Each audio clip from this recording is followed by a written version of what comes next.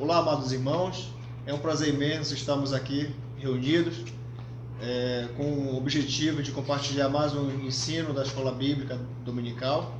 Para nós é um privilégio imenso, até mesmo porque diante de todas essas dificuldades que nós estamos enfrentando, mas isso mostra que a nossa igreja continua marchando e nós estamos aqui unidos para que possamos levar até vocês mais este alimento.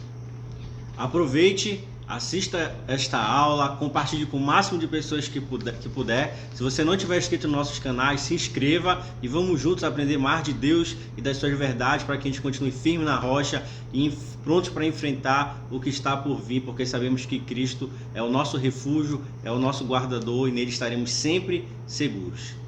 Graça e paz, meus amados, aqui estamos juntos, unidos, para mais uma vez também pedimos em oração ao Senhor que Ele desça dos céus em nosso socorro da amada igreja, de todos aqueles que estão aí compartilhando essa live e também que estão também em suas casas, porque nós sabemos que o momento é o momento de ficarmos em casa. Estamos aqui unidos para em prol da igreja, em prol daquilo que Deus tem em propósito da vida de cada um de nós. Então, quero orar nesta manhã do domingo, quero dizer para todos vocês que Deus ele está no controle de todas as coisas. Amém? Que possamos orar então, vamos baixar nossas cabeças e unidos orarmos. Senhor nosso Deus, nosso Pai, Deus santo e poderoso, Pai amado e bendito, Tu, Senhor Deus, que criaste Amém, céus Deus. e terras, Pai. Sim, Pai Deus. santo, Tu, Senhor Deus, que uniu, Senhor, o Teu povo, Pai, desde a época, Senhor Deus, ali de Abraão, Pai amado, e trouxeste, Senhor Deus, do Egito, quando ali, Senhor Deus, José foi ao Egito e ali teu povo se multiplicou, meu Pai. E multiplicando o teu povo, tu escolheste Moisés, Pai, para que ali, aleluia, Deus, ele olhasse para o teu povo. E assim foi escolhido o teu, Senhor. Quando Moisés ali, aleluia, Deus, saiu com aquele povo e endireitando ali o caminho de muitos, Pai. O Senhor Deus estava sempre à frente, sempre cuidando, tinha nuvens, quando estava no sol escaldante, e quando estava no frio da madrugada, no frio da noite, Pai amado, o Senhor colocava ali fogo, meu Pai, fogueiras santas, para que todos se aquecessem, Pai. Amém. E hoje, aleluia, Deus, Sim. não é diferente, Deus. Sim, Quando sim. nós estamos aqui, Pai amado e bendito, Amém. mais uma vez, Pai, atravessando por lutas, atravessando, Senhor Deus, por pandemia, Pai. Quando essa pandemia atinge, meu Pai, todo o mundo, Senhor. E hoje, Senhor, nós estamos também em lockdown aqui em nosso estado e no país, Pai. Todos aqui que também, Senhor Deus, pertencem a Ti, Senhor. Se unam nesse momento, Senhor.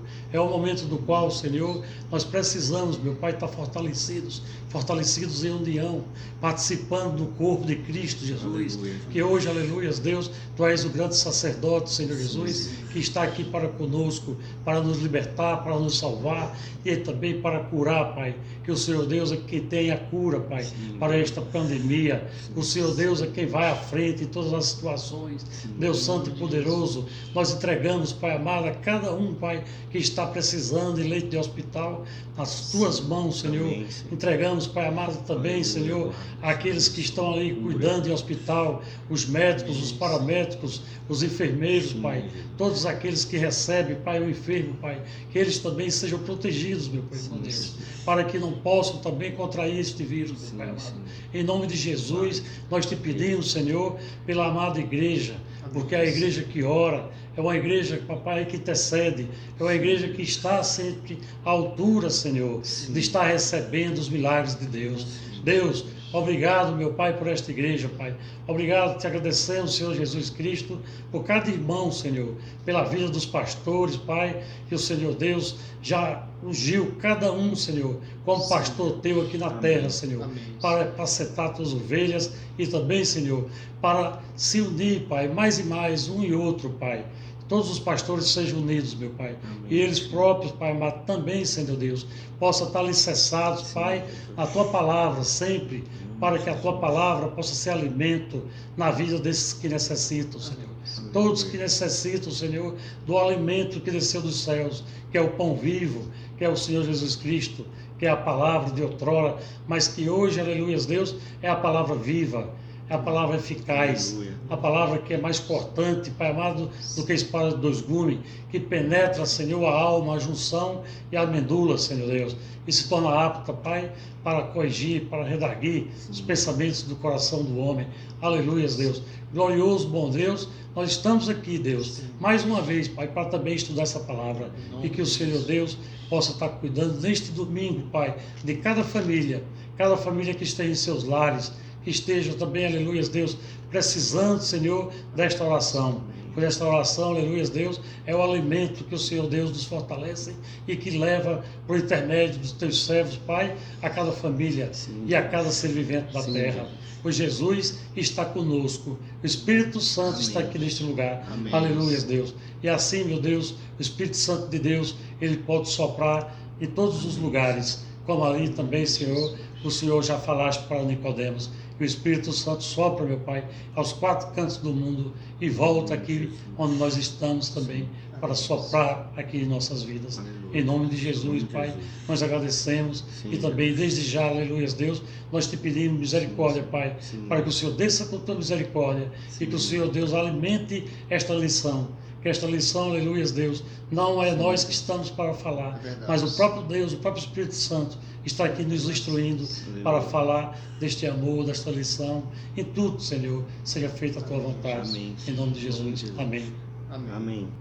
E agora nós vamos passar para a abordagem da lição. Acompanhe aí na sua revista, lição 12. Caso você não tenha a revista, você pode acompanhar na sua Bíblia os textos que nós vamos estar lendo. A lição 12 ela tem o segundo tema: cidade de refúgio e cidade dos levitas. O textuário está lá em Josué, capítulo 21, versículo 45, que diz o seguinte: nenhuma promessa falhou de todas as boas palavras que o Senhor falara à casa de Israel, tudo se cumpriu. E a verdade prática, ela nos fala que Deus, ele é o nosso refúgio e nós devemos ser defensores do respeito à vida e contra a violência, contra o aborto, contra a pena de morte e outros males. Então aproveite, pegue sua revista, vamos juntos abordar essa lição que é maravilhosa e Deus vai enriquecer demais o nosso conhecimento e nos levar para mais perto das suas verdades e cumprimento das suas promessas na nossa vida.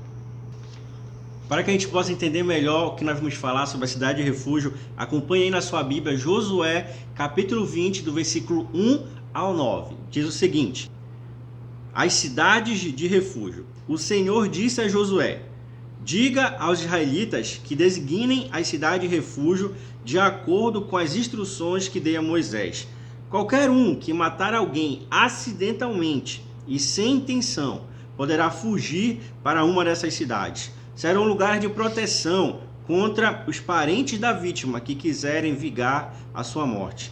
Ao chegar a uma dessas cidades, a pessoa que tirou a vida de alguém comparecerá diante das autoridades à porta da cidade e apresentará o seu caso. Eles permitirão que essa pessoa entre na cidade e lhe darão um lugar para habitar no meio deles. Se os parentes da vítima forem até lá para vingar sua morte, as autoridades não entregarão o acusado, pois ele matou alguém sem intenção e sem hostilidade anterior. O acusado, porém, deve permanecer na cidade e ser julgado pela comunidade, que dará o veredito. Continuará a viver na cidade até a morte daquele que era o sumo sacerdote na época do acidente. Depois disso, terá liberdade de voltar para sua casa na cidade de onde fugiu. Estas foram as cidades designadas como cidades de refúgio: Quedes, na Galileia, na região montanhosa de Naftali; Siquém, na região montanhosa de Efraim; Kiriat Arba, que é Hebron, na região montanhosa de Judá. Estas foram as cidades designadas ao lado leste do Rio Jordão, em frente de Jericó. Bezer, no planalto desértico da tribo de Ruben; Ramote, em Gileade, no território da tribo de Gade; e Golã, em Bazã, no território da tribo de Manassés. Essas cidades foram separadas para todos os israelitas e também para os estrangeiros que viviam entre eles. Qualquer um que matasse alguém acidentalmente poderia se refugiar numa dessas cidades. Assim, não seria morto por vingança. Antes, de comparecer a julgamento perante a comunidade. Passando agora para o primeiro ponto da lição, que fala sobre a cidade de refúgio, exatamente o que nós acabamos de ler de forma muito bem detalhada. Então, o que eram as cidades de refúgio? Elas eram uma estratégia divina, mas uma estratégia para quê? Uma estratégia para que fosse evitado o derramamento de sangue, a morte, a perda da vida de forma indevida. Então, o que acontecia? Você precisa se contextualizar, voltar no tempo e entender como funcionava a sociedade. Você precisa lembrar que neste período não existia o poder judiciário e também não existia o poder da polícia de segurança pública como nós temos hoje. Então, se alguém acidentalmente matasse outra pessoa, existia a previsão da lei de Moisés de um vingador de sangue. O parente mais próximo da vítima poderia se vingar matando o agressor, o homicida que matou aquele seu parente. Mas e se fosse uma morte acidental? Como iria acontecer? E é justamente essa previsão da cidade de refúgio, para evitar que tivesse uma vingança que não tinha fim. Se alguém matasse uma pessoa de forma acidental, aí o vingador de sangue ia e matava a pessoa, a família da pessoa ia atrás dos outros familiares, ia ficar uma matança sem fim. Então, prevendo isso, as cidades de refúgios, elas são uma estratégia divina para que não ocorra esse derramamento de sangue em vão, para que isso não ocorra. E você precisa lembrar também que o que prevalecia naquela época era a lei do talião. O que ela dizia? Olho por olho e dente por dente. Então, o mal que você causou, esse mal também será causado a você. Então, esta cidade de refúgio, ela vem justamente como uma estratégia de Deus para que a pessoa que cometeu o crime de forma culposa, ela pudesse ter um amparo. E na cidade de refúgio, as autoridades, os anciões e o sacerdote iriam amparar essa pessoa até que ela tivesse um julgamento que fosse justo, para verificar se ela tinha realmente culpa ou não. Vamos abordar então agora o ponto 2, que fala como funcionavam as cidades de refúgio. Você pode acompanhar aí os textos bíblicos de Êxodo 21, Números 35 e Deuteronômio, capítulo 4 e capítulo 19. Então, como era que funcionavam essas cidades? Se alguém cometesse um crime de homicídio culposo, ela poderia fugir em direção a uma dessas cidades de refúgio. Chegando lá, o ancião, a autoridade da cidade, recebia a pessoa, acolhia ela, apresentava ao sumo sacerdote. Em seguida, essa pessoa, ela iria apresentar o seu caso ao sacerdote e o sacerdote iria começar o processo que podemos dizer de julgamento. Ela iria chamar o sacerdote da região onde a pessoa cometeu o crime, então onde ela morava, e se reunir, analisar o caso e decidir. Essa pessoa, ela é culpada ou essa pessoa, ela cometeu um crime de forma acidental, não tinha a intenção de matar. Se ela cometesse o crime de forma intencional, ela quis matar a pessoa, então ela iria passar a ser devolvida para a sua cidade e o vingador de sangue iria matar aquela pessoa. Mas se ela fosse de certo modo inocentada, foi uma morte acidental, então ela poderia continuar na cidade de refúgio até a morte do sacerdote. Então, após o sacerdote morrer, a penalidade daquela pessoa já havia sido cumprida e ela poderia voltar para sua cidade de forma que o seu crime já havia sido, vamos dizer, que a pena já teria sido cumprida, então não teria mais nada contra aquela pessoa. Então era basicamente esse o funcionamento das cidades de refúgio. Estamos aqui no terceiro subtópico desta lição, e que nos fala, nos remete a essa lição aqui. Designaram, pois, solenemente Guedes, na Galileia, na região montanhosa de Naftali, e Siquém, na região montanhosa de Efraim, e Kiriat Eban, ou seja, Hebron, na região montanhosa de Judá. Essas regiões aí que ficavam ao oeste, né? Oeste do Jordão e leste após o Jordão, onde ficavam localizadas essas cidades. Lá, essas cidades, elas já foi comentado aqui, que elas serviam para que, quando o criminoso ele contraía o crime, fosse julgado pelo sacerdote, e ali o sacerdote, após julgá-lo, levariam eles até a cidade para que ele permanecesse por um período ali, até ele ficar limpo, se limpar daquele crime, pois a vida e o amor, o propósito da vida vem de Deus. Deus assim não permitiria que essa pessoa também ela fosse condenada à morte sem antes ter um julgamento e sem passasse por aquele período ali. Então naquele período ali aquela pessoa ela ia ter mais ali uma intimidade com Deus. Nessa intimidade com Deus, essa pessoa ela seria tratada daqueles atos do qual ela cometeu, aquele crime, e assim Deus o perdoaria. Deus é o justo juiz, naquela época Deus é quem julgava, né? Porque tinha o sacerdote, mas Deus estava acima de toda autoridade. Naquela época só existia mesmo a autoridade divina, qual essa aí falava com Moisés, e Moisés ali foi instruído pelo próprio Deus, para que ele já separasse essas cidades, e essas cidades ficassem como cidades de refúgio. E como eu já falei aí, as localizações dessas cidades, onde elas ficavam, elas também se encontram no mapa, né? Nós temos um mapa, do qual é o mapa geográfico da região, ali de Israel, e nesse mapa, do qual vocês vão ver no vídeo, vai surgir ele no vídeo aí a pouco, e vocês vão ver que ele vai estar a oeste do Jordão e ao leste do Jordão. Então, vocês vão entender melhor quando vocês verem o mapa, onde fica essas cidades. Que Deus possa estar orientando a todos vocês também e dando conhecimento. Amém? Interessante também que as cidades ficam bem divididas equitativamente entre o território de Israel, para que a pessoa ela pudesse ter acesso o mais rápido possível, né, e sem muita dificuldade a essa cidade de refúgio, para ter a sua vida resguardada. Nós vimos aqui, pastor Guto e irmão Enio, que já existia uma lei naquela época ali, e Deus foi tão maravilhoso que ele criou assim, avisou para Moisés, já para ele se preocupar em constituir essas cidades, para abrigar essas pessoas fugitivas, né?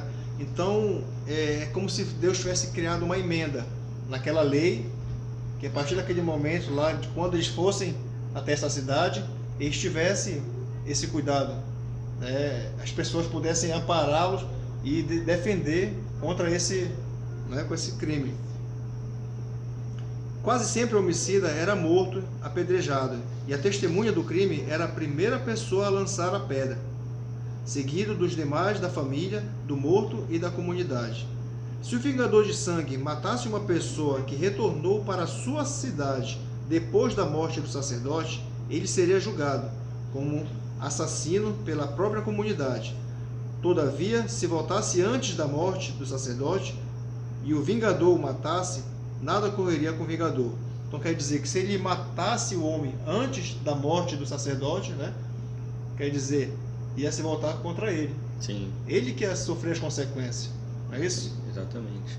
Era como se a morte do sumo sacerdote ela fosse a prescrição do crime, dizendo para o contexto dos dias atuais, né? Então, o homicida, com a morte do sacerdote, ele meio que tinha a sua pena cumprida.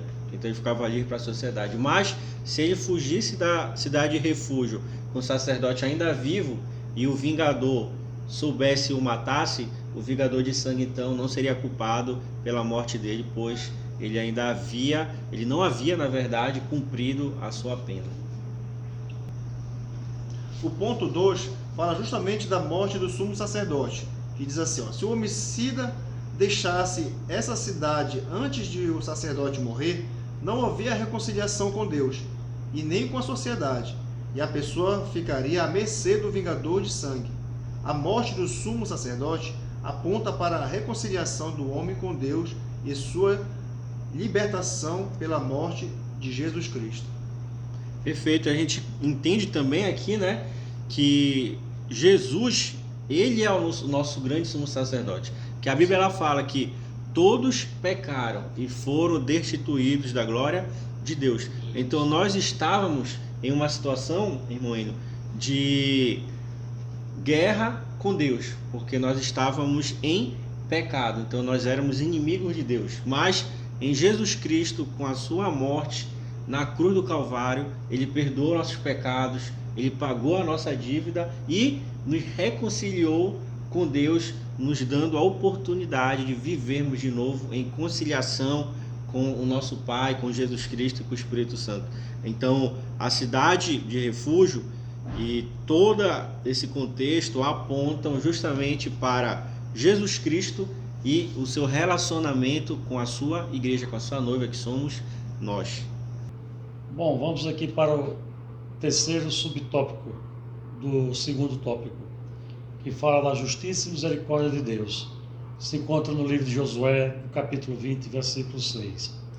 Fala: habitará, pois, na mesma cidade até que compareça em juízo perante a congregação, até que morra o sumo sacerdote que for naqueles dias. Então tornará o homicida e voltará à sua cidade e à sua casa, a cidade de onde fugiu. Esta passagem reflete duas qualidades de Deus. Primeiro, sua justiça em tratar erros e crimes, principalmente derramamento de sangue. Segundo, a misericórdia de Deus, com que trata as pessoas, dando-lhes oportunidade e levantando em consideração as circunstâncias. Deus não discrimina ninguém. Sendo assim, qualquer pessoa, independente de seu status social, é responsável por suas atitudes e comportamentos. E todas têm as mesmas oportunidades, mesmo sendo estrangeiras. Então nós vemos que aqui, essa pessoa, ela deveria se retratar com Deus, para que ele alcançasse a justiça e a misericórdia de Deus. É assim que retrata esse tópico, esta lição. É isso, pastor?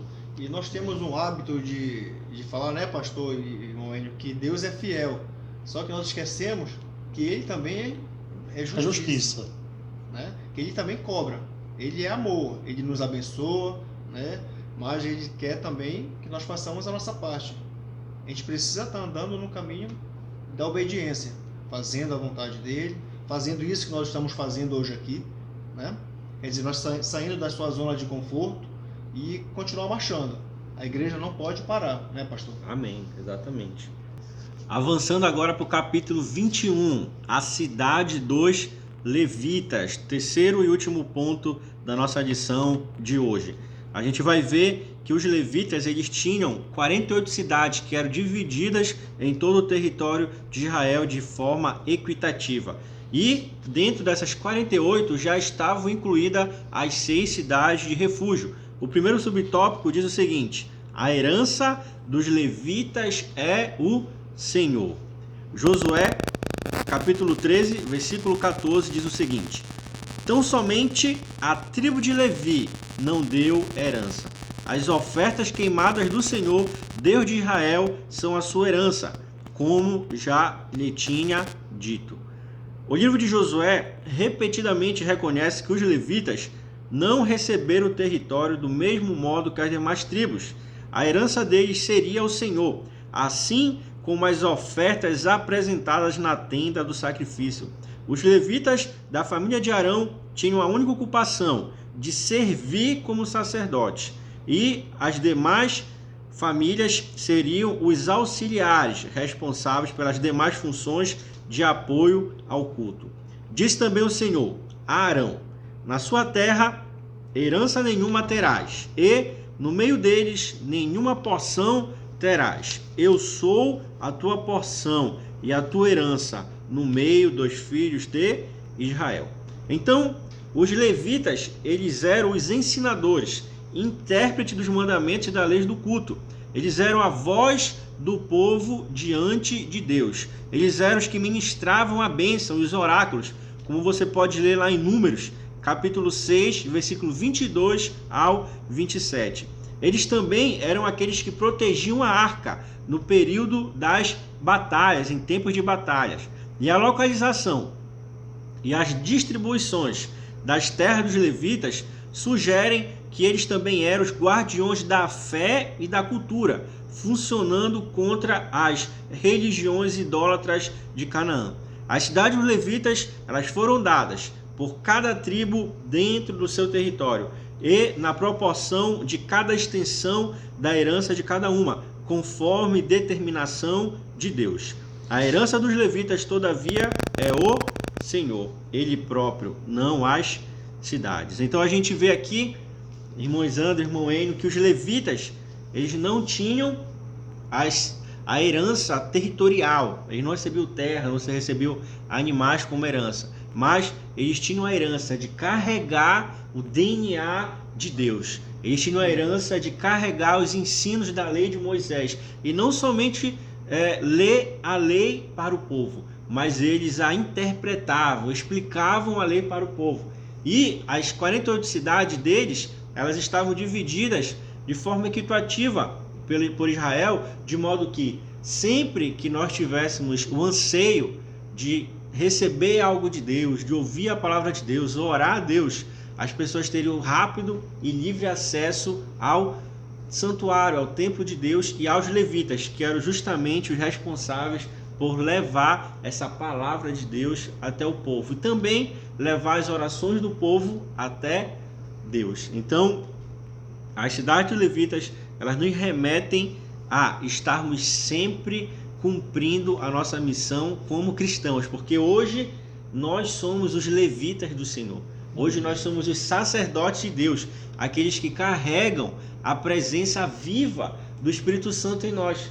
Porque Cristo, ele fala que ele morreu, lá em Atos capítulo 1, a gente vê isso. Ele morreu, ele ressuscitou ao terceiro dia, ele foi à destra do Pai, mas ele nos deixou um consolador, ele nos deixou um ajudador, chamado Espírito Santo, do qual habitará em nós, e nós seremos a sua testemunha. Nós iremos ser aqueles que vão testemunhar o cuidado, o amor de Deus, testemunhar que a palavra de Deus, a Bíblia Sagrada, ela é viva, ela é eficaz, ela é aquela que tem poder para transformar a nossa vida, transformar a nossa história. Amém. Ela tem o poder de trazer a presença de Deus até nós e ser o nosso refrigério em momentos de dores, em momentos de aflição, porque em Cristo, em Deus, nós sempre temos nosso refúgio presente. Então as cidades dos levitas e a herança deles remete a isso, remete a nós sempre carregarmos em nós a presença de Deus. E não é à toa que a Bíblia, ela é dividida em dois grandes livros: Antigo Testamento e Novo Testamento. Testamento remete a quê? A herança. A herança. Qual é a nossa herança? Carregar a palavra do Senhor, carregar a sua presença. E por onde formos, levarmos essa presença. Esse ponto, ele já começa assim, magnífico. Porque olha, a herança do levita é o Senhor. Não existe herança melhor. Exatamente. Nós vivemos numa sociedade, né, pastor, que muitas das pessoas priorizam a herança corruptiva e deixa de lado esse rio de água viva que Deus nos oferece. Isso. Não é mesmo? Exatamente. A gente esquece que o principal da nossa vida é Cristo. É Cristo. A gente não busca acumular tesouros que a ferrugem corrói ou a traça, mas sabemos que a nossa maior herança é, sem dúvida, fazer a vontade do nosso Pai. Amém. E daquele que enviou Cristo para ser o nosso grande exemplo de amor, perdão, misericórdia e obediente sempre à vontade de Deus. O segundo subtópico, ele fala sobre as cidades e seus arredores. A gente vai ver lá em Josué 21, 41, que existiam 3 clãs levíticos, dos quais foram distribuídos as terras, que eram as tribos de Coate, Gerson e Merari. Os coatitas ficaram com 23 cidades, os gersonitas com 13 e os meraritas com 12. E aí, somando tudo, dá exatamente as 48 cidades dos levitas. E no subtópico 3, a gente vai ver tudo se cumpriu. Josué 21:45 diz o seguinte: nenhuma promessa falhou de todas as boas palavras que o Senhor falara à casa de Israel. Tudo se cumpriu. E aqui fala justamente sobre a fé e perseverança que nós devemos ter, pois sabemos que Deus não é homem para que minta e nem filho do homem para que se arrependa. E as promessas dele, elas vão se cumprir na nossa vida. Se você lembrar, você pode acompanhar aqui na tela, vai estar passando as conquistas de Moisés e as conquistas de Josué. Moisés, ele atravessou o Mar Vermelho. Josué atravessou o Jordão. Moisés, ele libertou Israel da escravidão. Mas Josué, ele conduziu Israel a uma vida vitoriosa. Moisés deu uma visão de fé, de algo que iria acontecer. Josué, ele conduziu o povo em uma vida de fé em fé, de glória em glória, de conquista em conquista da terra prometida. Moisés, ele falou de uma herança, mas Josué, ele levou o povo a tomar posse da sua herança da terra prometida de Canaã.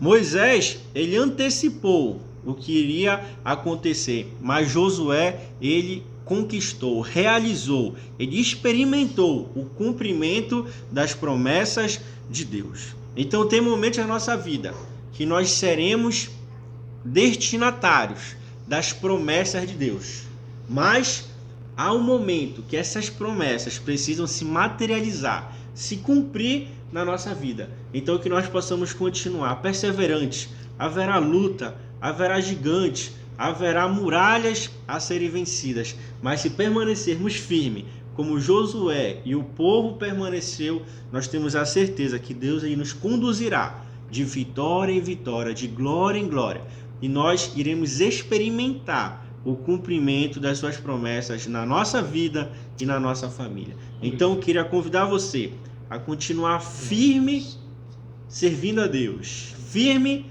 buscando fazer a sua vontade, o seu querer, porque sabemos que a sua herança para a nossa vida, ela não é só uma promessa, mas ela é uma realidade. Então que Deus abençoe poderosamente a sua vida, em nome de Jesus, amém. Agora chegou o momento de nós conjugarmos o verbo amor através da nossa generosidade. E eu gostaria de compartilhar com os irmãos aqui o texto que está lá em Mateus, capítulo 6, verso 33, que diz assim: portanto, ponham em primeiro lugar na sua vida o reino de Deus e aquilo que Deus quer, e Ele lhes dará todas essas coisas. Por que nós falamos assim, em primeiro lugar, o reino de Deus? O que seria o reino de Deus?